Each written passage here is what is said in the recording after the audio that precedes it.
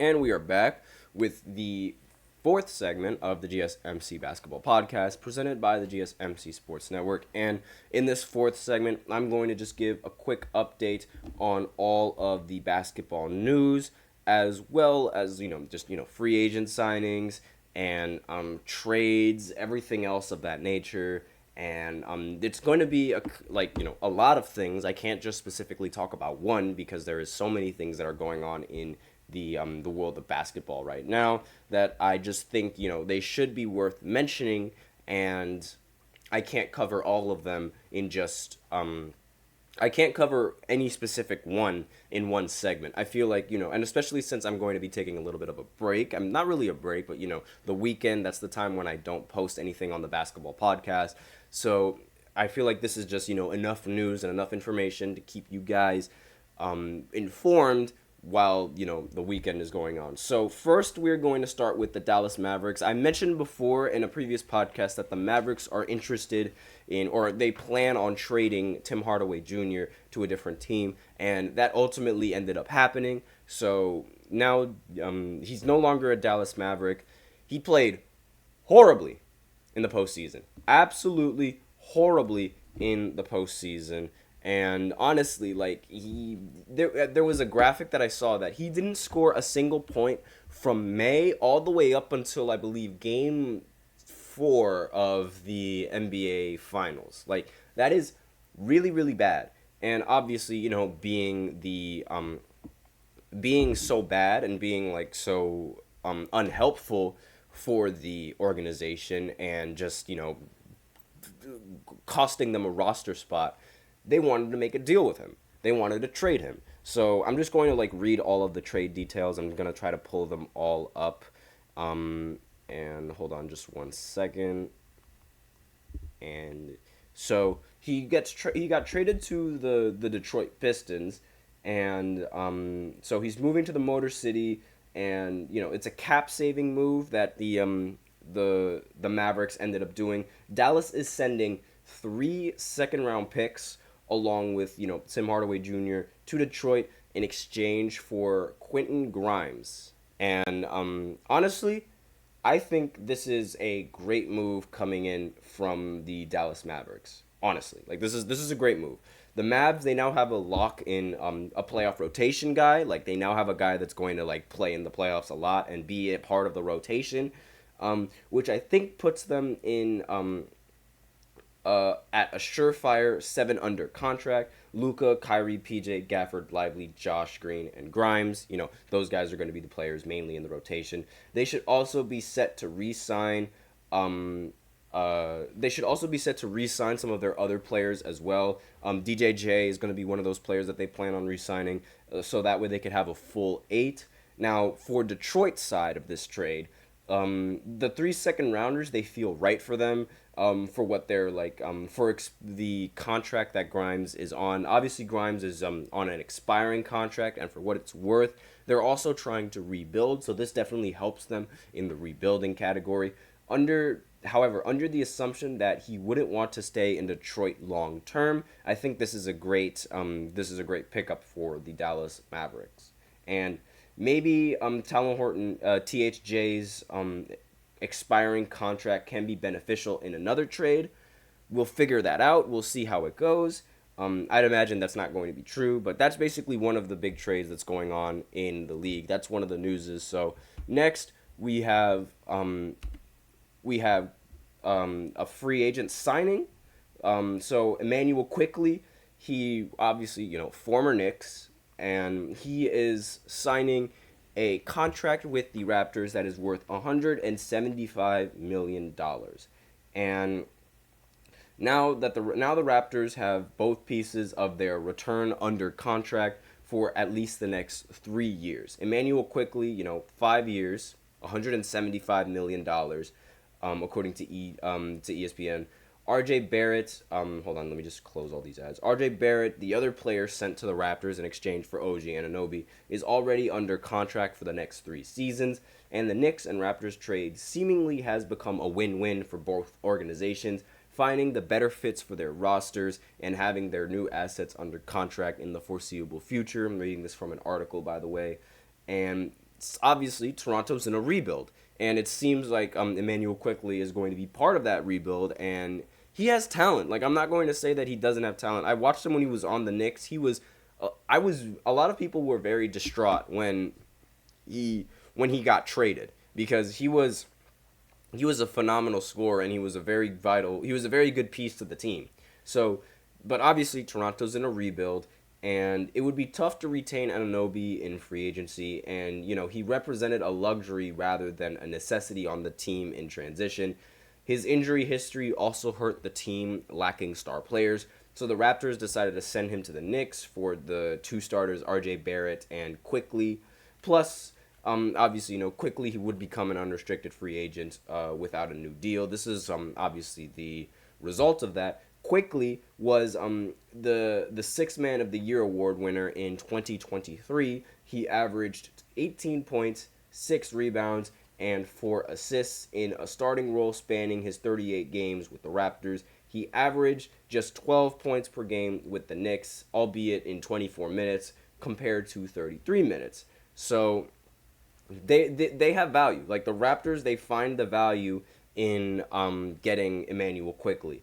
And even as like those two, like and RJ Barrett as well, those two they're shining on the Raptors. They're great pieces to the team, despite the fact that the Raptors finished 12th in the Eastern Conference with a 25-57 record.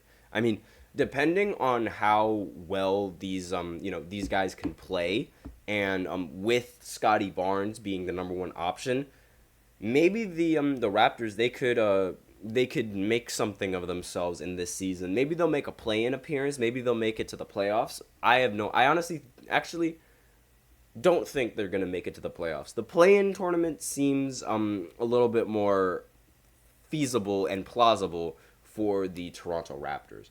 And as Toronto has done well in trade, the Knicks are pleased with their end of the deal as well. So that's just, the news around the league right now and around the free agent signing. And there's also some more news about the hold on just one second. I'm just pulling up the player right now about Contavious Caldwell-Pope. So obviously he is a player for the Denver Nuggets, and he is declining his player option for the Nuggets, and he's going to become a free agent this summer. So not entirely sure how this is going to play out for the Denver Nuggets. This could play out the same way that it played out for the Knicks with OG Anunoby, and how he declined the player option, but they re-signed him with giving him a huge contract with an insane amount of money tied to it. And I'm not entirely sure if that's going to be the approach for the Denver Nuggets, but I do think that KCP is a very vital piece to this team. Now, he signed a contract, a 2-year contract, $30 million, which included $30 million guaranteed and an average salary of $15 million. Now, he plans to waive his $15 million player option to test the free agency market. That's the report on KCP. I think he's a very important player for the Denver Nuggets. I genuinely think that they need to re-sign him. He's a great shooter and obviously a very important piece to them winning the championship. In the regular season with the Denver Nuggets last year, he averaged 10 points per game and was shooting, let's see right here, was shooting 40% from the three-point line as well as 46% from the field. So fantastic player overall, and as well, even and in the playoffs, he was shooting 88. He averaged 8 points, and shot 100% from the free throw line, as well as shooting 32% from three and 39% from the field. So his play in the playoffs did decline a little bit, but I still think he adds tremendous value to the team, despite the fact that his playoff performance just, sort of wasn't the same and kind of tanked in the playoffs. But that's basically like all the free agent signings and all of that stuff that went down in the NBA right now. But there is some big news in basketball that I just I really want to talk about a little bit because I find it very, very interesting. But a former first round pick makes allegations that the Shanghai Sharks are the worst organization that he's ever had to play for. So the player that I'm talking about is Noah Vonleh. You probably don't know who he is, but he used to play for the Knicks. He was a forward, and he recently he was playing overseas with the Shanghai Sharks in China's basketball league, and his experience in China, much like his NBA career, ended abruptly and on a sour note. So he alleges, this is all alleging. He alleges that the Shanghai Sharks are refusing to pay him his money that is due, and he's also alleging that the Shanghai Sharks are used weapons to break into his hotel room and threaten him. Allegedly, that's what the Shanghai Sharks did.